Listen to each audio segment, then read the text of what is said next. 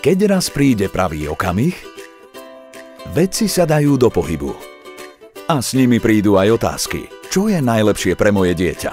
Začnete čítať a hľadať a určite natrafíte na pojem pupočníková krv. Čo je to teda pupočníková krv?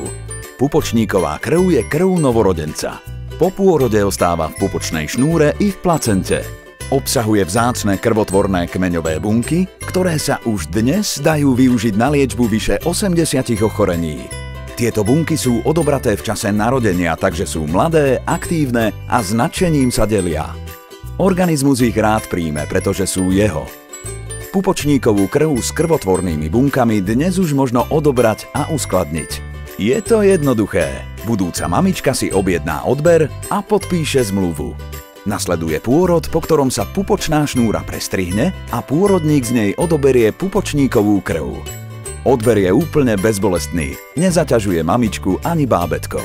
Krv potom prevezieme do licencovaného laboratória, kde sa spracuje a vyšetrí. Výsledky vyšetrení pošleme mamičke.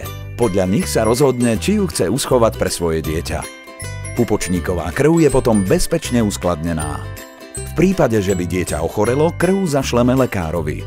Vďaka programu podpory si môžu rodičia vybrať na liečbu kliniku kdekoľvek na svete. Pupočníkovú krv teda možno považovať za formu poistky. Môže zachrániť život vášmu dieťaťu a dokáže pomôcť aj jeho súrodencom. Vlastný súrodenec je dokonca najvhodnejším darcom. Pupočníková krv bola použitá na celom svete. A ako porastie vaše dieťa, porastú aj možnosti jej využitia. Nezabudnite, možnosť odberu je jedinečná a neopakovateľná. Dá sa odobrať iba pri narodení dieťaťa.